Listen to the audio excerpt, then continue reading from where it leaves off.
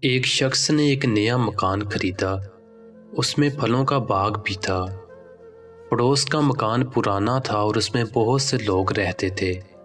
کچھ دن بعد اس نے دیکھا کہ پڑوس کے مکان سے کسی نے بالٹی بھر کوڑا اس کے گھر کے دروازے پر ڈال دیا۔ شام کو اسی شخص نے ایک بالٹی لی، اس میں تازہ پھل رکھے اور اس گھر کے دروازے کی گھنٹی بجائی۔ اس گھر کے لوگ بے چین ہو گئے اور وہ سوچنے لگے کہ وہ ان سے صبح کے واقعہ کے لیے لڑنے آیا ہے، لہٰذا وہ پہلے ہی تیار ہو گئے اور برا بھلا بولنے لگے۔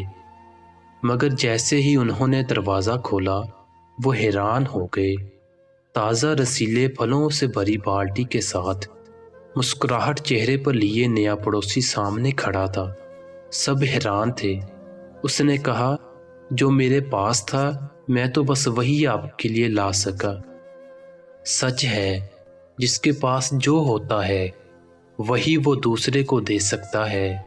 آئیں ذرا سوچیں کہ ہمارے پاس دوسروں کو دینے کے لیے کیا ہے۔ اگر ویڈیو اچھی لگی ہے تو شیئر ضرور کر دیجیے گا۔